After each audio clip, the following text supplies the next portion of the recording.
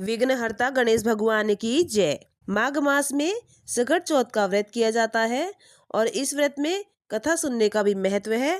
संकट चतुर्थी यानी सकट चौथ का व्रत, गणेश चतुर्थी का यह व्रत माघ मास की कृष्ण पक्ष की चौथ के दिन किया जाता है। ये व्रत गणेश भगवान को समर्पित होता है। इस दिन माघ मास में गणेश भगवान की पूजा अर्चना विधि विधान से और श्रद्धा भाव के साथ की जाती है। इनका पूजन किया जाता है और गणेश भगवान को तिलकुट का भोग लगाया जाता है। सकट चौथ का व्रत तिल से ही महत्व रखता है, तभी तो इस व्रत में तिलकुट का भोग लगाया जाता है। सकट चौथ का व्रत सभी माताएं बहनें अपनी संतान के लिए अच्छा भविष्य, लंबी आयु के लिए कामना करती हैं। इस व्रत को करने उपरांत ही जो माताएं बहनें निसंतान हैं उनको संतान प्राप्ति के लिए इस व्रत को किया जाता है और सभी भक्तगण सभी प्रकार की विपत्तियों से मुक्ति पा जाते हैं, क्योंकि ये सकट चौथ का व्रत है। सभी संकटों का निवारण होता है। उसी प्रकार से सकट चौथ के व्रत में विघ्नहर्ता सभी के संकटों को हर लेते हैं। इस बार माघ मास में कृष्ण पक्ष की तिथि में साल 2026 में चतुर्थी तिथि के दिन 6 जनवरी को मंगलवार के दिन सकट चौथ का व्रत किया जाएगा। 6 जनवरी को सकट चौथ का व्रत विधि विधान से गणेश भगवान की पूजा अर्चना यानी तिल चौथ सकट चौथ मनाई जाएगी। इसके साथ ही तिलकुट का भोग लगाया जाएगा। आइए अब सुनते हैं गणेश भगवान की विघ्नहर्ता की सकट चौथ की कथा। एक नगर में एक साहूकार और साहूकारनी रहती थी। वह धार्मिक कार्यों में विश्वास नहीं करते थे और ना ही आस्था रखते थे। इसके साथ ही उनके कोई संतान भी नहीं थी। एक दिन उसकी पड़ोसन सकट चौथ का पूजन कर रही थी और गणेश भगवान का पूजन करते समय कहानी को सुन रही थी। इसके साथ ही साहूकारनी उसके पास जाकर के कहती है, बहन आप क्या कर रही हो? तभी पड़ोसन बोली कि आज सकट चौथ का व्रत है, मैं सकट चौथ का व्रत कर रही हूँ और गणेश भगवान का पूजन कर रही हूँ और इस व्रत में गणेश भगवान की सकट चौथ की कथा सुनी जाती है, तो मैं वही पूजन कर रही हूँ। साहूकारनी बोली, चौथ व्रत करने से क्या होता है?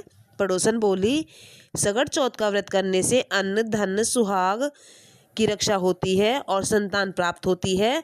तभी साहूकारनी की बहू बोली कि अगर मैं इस व्रत को करती हूँ तो भगवान मुझे संतान प्राप्त करेंगे। तभी वह कहती है कि मैं अगर मुझे प्रभु संतान प्राप्त कर देते हैं तो मैं सवात शेर तिलकुट करूँगी और चौथ माता का व्रत भी करूँगी, सकट चौथ व्रत की कथा भी सुनूंगी, इसके साथ ही उनका पूजन भी करूँगी। जैसे ही साहूकारनी व्रत का संकल्प लेती है, अगले ही महीने वह गर्भ से हो जाती है। साहूकारनी कहती है कि हे चौथ माता, अगर मुझे पुत्र प्राप्त होगा तो मैं 2.5 शेर का तिलकुट करूंगी और सकट चौथ का व्रत करूंगी, इस भगवान का विघ्नहर्ता का विधि विधान से पूजन करूंगी। इसके साथ ही सकट चौथ के व्रत करने उपरांत ही भगवान गणेश की कृपा से साहूकारनी को पुत्र प्राप्त हुआ। इसके साथ ही अगले वर्ष सकट चौथ का जैसे ही व्रत आता है तो साहूकारनी कहती है कि हे चौथ माता, अगर मेरे पुत्र का विवाह हो जाता है तो मैं 5.25 शेर का तिलकुट करूंगी। विनायक भगवान जी मन ही मन सोचते हैं कि ये साहूकारनी तो अत्यंत ही चंचल देवी है। जब इसको पुत्र नहीं था तब तो इसने पुत्र की प्रार्थना करके शेर का तिलकुट करूंगी और चौथ माता का व्रत भी करूंगी, और फिर अगली बार कहती है कि अगर मुझे पुत्र प्राप्त होगा तो मैं 5 शेर का तिलकुट करूंगी। इसके साथ ही जब बेटे के विवाह का समय आता है तो बेटे के विवाह के लिए प्रार्थना करती है कि 5.25 का तिलकुट करूंगी। इसके साथ ही गणेश भगवान जी कहते हैं, प्रार्थना करने के उपरांत पुत्र को भी पा लिया है और विवाह भी हो रहा है, लेकिन तिल का एक दाना भी मुझे अर्पित नहीं किया है। इसको तो मुझे अपना प्रपंच दिखाना ही पड़ेगा, क्योंकि यह तो प्रार्थना करके तिलकुट का मुझे लालच देती है और तिलकुट का भोग लगाती नहीं है।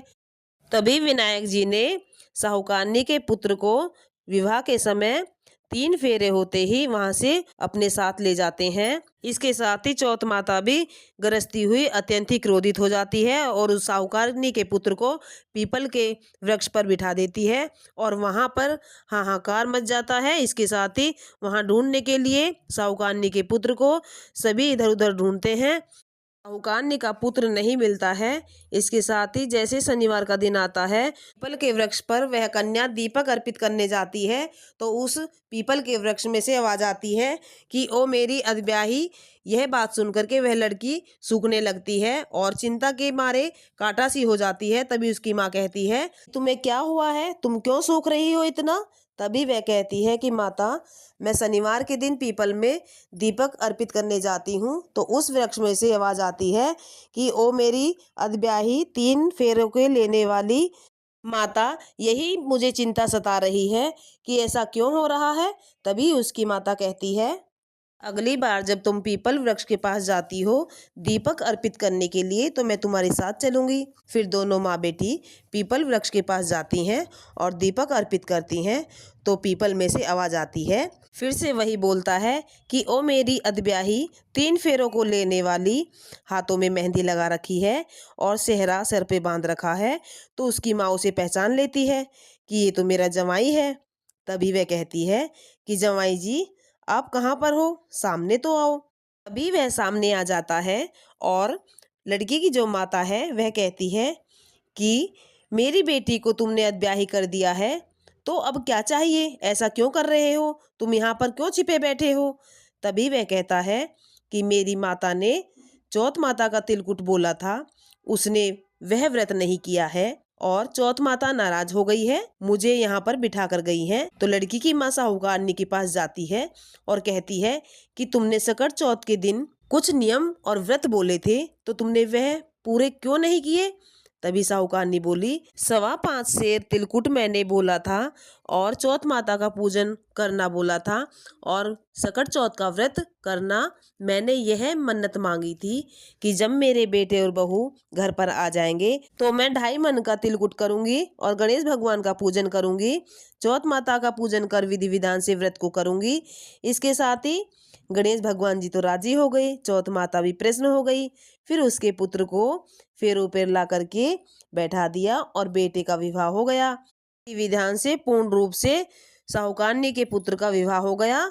फिर उसके पुत्र और बहू घर पर आ गए, उसने आदर सहित उनका सत्कार किया। इसके साथ ही जैसे ही विधि विधान से पुत्र का विवाह हो जाता है और घर पर बहू प्रवेश करती है, तो साहूकारनी ने अपने कहे हुए वचन के अनुसार 2.5 मन का तिलकुट किया और गणेश भगवान जी का सकट चौथ का व्रत किया, चौथ माता का पूजन किया, विधि विधान से सकट चौथ की कथा सुनी और उनका पूजन किया। शाम के समय चंद्रमा को अर्घ दे करके विधि विधान से व्रत का पालन किया। तिलकुट का भोग बना करके गणेश भगवान को सकट चौथ के दिन भोग लगाया और चंद्रमा को अर्घ दे करके अपने व्रत का पालन किया।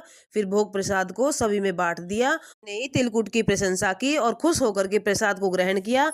इसके साथ ही पूरे नगर में यह घोषणा हो गई कि गणेश भगवान का जो भी मनुष्य पूजन अर्चना करेगा और सकट चौथ का व्रत करेगा और चंद्रमा को अर्घ दे करके व्रत का पालन करेगा, उसकी चौथ माता की कृपा से सभी इच्छाएं मनोकामनाएं स्वतः रूप से पूर्ण होगी। इसके साथ ही गणेश भगवान का व्रत करके सकट चौथ का जो भी पूजन करता है, अर्घ दे करके चंद्रमा को व्रत का पालन करता है, विघ्नहर्ता की कृपा से गणेश भगवान सभी संकटों को हर लेते हैं। साहूकारनी ने हाथ जोड़ करके चौथ माता से क्षमा याचना की कि हे माता, जैसे आपने मुझे मेरे बेटे और बहू से मिलवाया है, वैसे ही सबकी रक्षा करना और सबके बेटे और बहू से मिलवाना।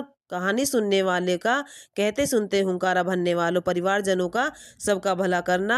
और चौथ माता, हे विनायक भगवान जी, आप सबके ऊपर अपनी कृपा ऐसे ही बरसाना जैसे आपने साहूकारनी और बेटे बहू पर अपनी कृपा बरसाई। इसी के साथ सकट चौथ माता की गणेश भगवान की कथा पूर्ण होती है।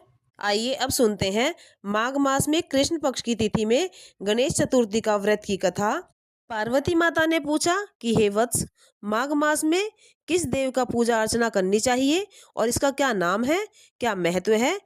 इस दिन किस पूजन में किस नैवेद्य वस्तु का अर्पित किया जाता है और क्या फल आहार में ग्रहण किया जाता है और क्या आहार में ग्रहण करने के उपरांत ही इस व्रत को किया जाता है? इसके साथ ही आप सविस्तार रूप से मुझे बतलाइए। तभी गणेश भगवान जी कहते हैं कि हे माता, माघ मास में भालचंद्र नामक गणेश की पूजा अर्चना करनी चाहिए, इनका पूजन करना चाहिए, षोडशोपचार विधि से करना चाहिए, विधि विधान से, क्योंकि माघ मास में गणेश चतुर्थी का व्रत गणेश भगवान को समर्पित होता है। हे माता पार्वती जी, इस दिन तिल के 10 लड्डू बना करके 5 लड्डू देवता को चढ़ाएं और शेष बचे हुए लड्डू ब्राह्मण को दान में दें। ब्राह्मण की पूजा अर्चना भक्ति पूर्वक करके विधि विधान से उन्हें दक्षिणा दे करके उनसे आशीर्वाद लें और जो 5 लड्डू को उन्हें दान में दिया है, हे देवी, तिल के 10 लड्डुओं का स्वयं आहार करें। इस संबंध में जो आप राजा हरिश्चंद्र को वृतांत सुनाते हैं, सतयुग में हरिश्चंद्र नामक एक प्रतापी राजा थे। वे शास्त्र धर्म में पटु सरल स्वभाव, सत्यनिष्ठ और विद्वान ब्राह्मणों के पूजन थे। हे देवी, उनके शासनकाल में अधर्म नाम की कोई वस्तु नहीं थी। उनके राज्य में कोई अपाहिज, दरिद्र या दुखित नहीं था, परंतु सभी लोग आदि व्याधि से रहित एवं दीर्घायु होते थे। उन्हीं के राज्य में एक ऋषि शर्मा नामक तपस्वी ब्राह्मण रहता था। एक पुत्र की प्राप्ति होने के बाद ही वे स्वर्गवासी हो गए। पुत्र का भरण शोभन पालन पोषण उनकी पत्नी करने लगी। वह विधवा ब्राह्मणी भिक्षाटन के द्वारा पुत्र का पालन पोषण करती थी। उस ब्राह्मणी ने माघ मास की संकटा चतुर्थी का व्रत किया था। वह पतिव्रता ब्राह्मणी गोबर से गणेश जी की प्रतिमा बनाती, सदैव उनका पूजन करती थी। हे पार्वती, भिक्षाटन के द्वारा ही उसने पूर्वोक्त रीति से तिल के 10 लड्डू बनाए। इसी बीच उसका पुत्र गणेश जी की मूर्ति बन अपने गले में बांध करके स्वेच्छा से खोलने के लिए बाहर चला गया। तभी एक नर पिशाच कुम्हार ने उस ब्राह्मणी के 5 वर्षीय बालक को जबरन पकड़कर अपने आवों में छोड़ करके मिट्टी के बर्तनों को पकाने के लिए उसमें आग लगा दी।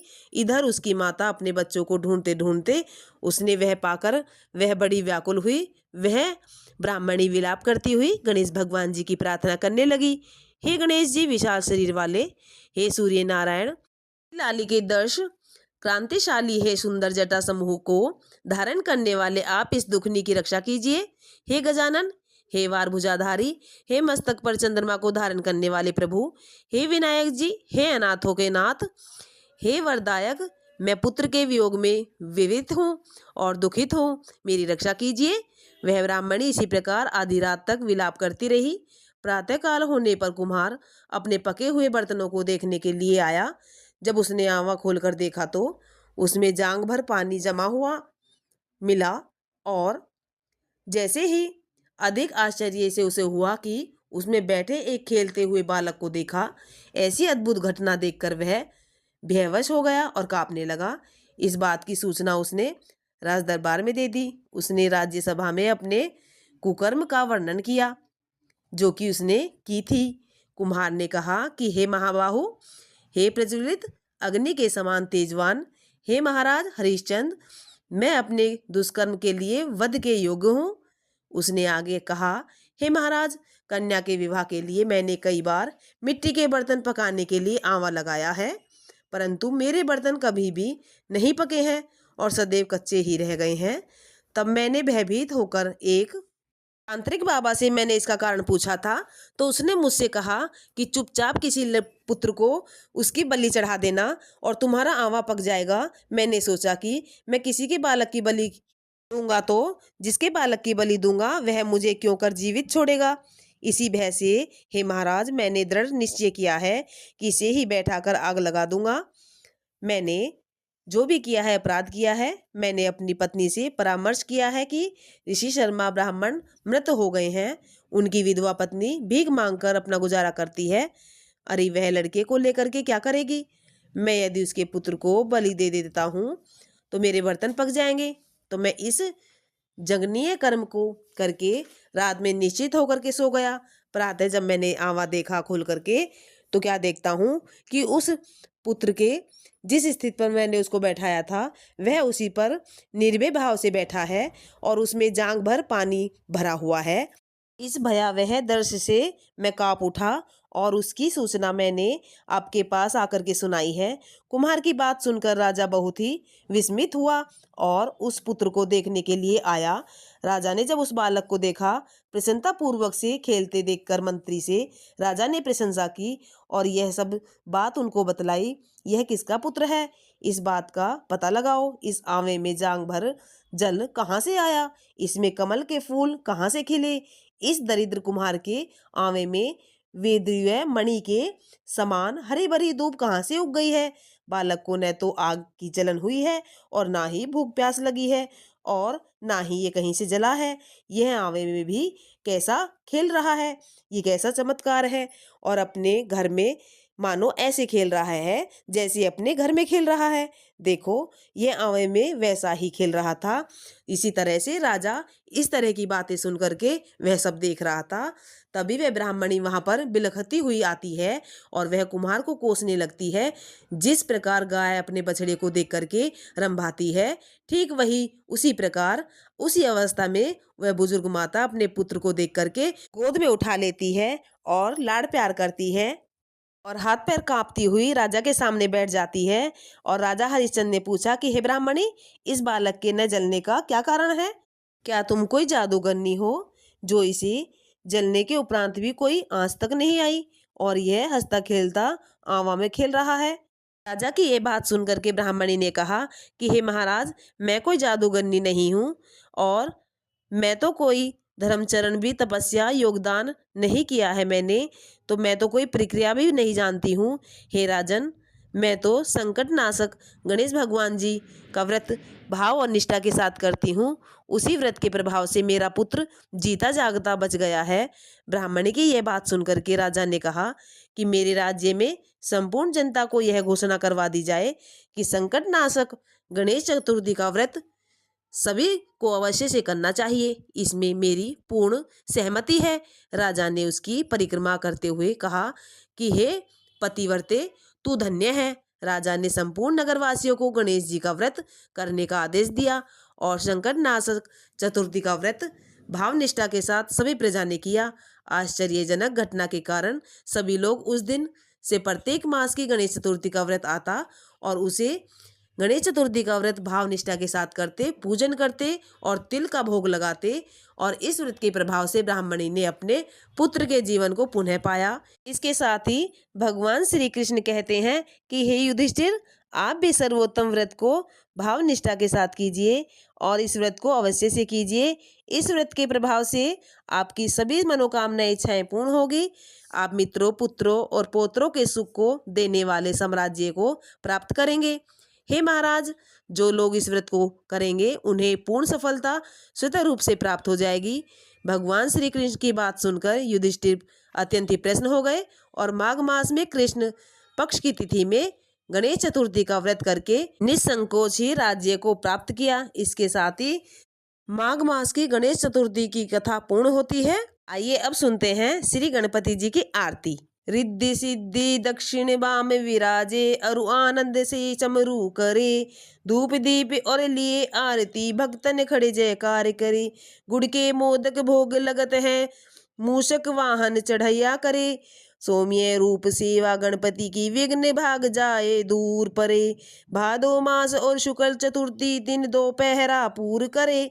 लियो जन्म गणपति प्रभु जी ने, दुर्गा मन आनंद भरे। श्री शंकर को आनंद उपजयो, नाम सुने सब विघ्न टरे।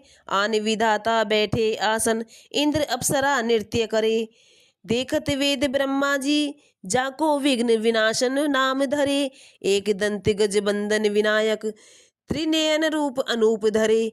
पग खंबा सा उदर पुष्ट है, देख चंद्रमा हास्य करे। देशाप श्री चंद्र देव को, कलाहीन तत्काल करे। 14 लोक में फिरे गणपति, 3 भुवन में राज्य करे। उठी प्रभाव जब आरती गावे, जाके श्री यश छत्र फिरे।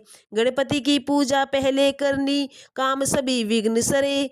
श्री प्रताप गणपति जी की, कर जोड़ हाथ स्तुति करे। गणपति की सेवा मंगल की मेवा, सेवा से सब विघ्न टरे। 3 लोक 33 देवता, द्वार खड़े सब अर्ज करे। बोलिए श्री गणेश भगवान की जय, विघ्नहर्ता की जय। इसके साथ ही गणेश भगवान जी की कथा और आरती पूर्ण होती है। वीडियो को लाइक करें, सब्सक्राइब करें, शेयर करें, कमेंट करें।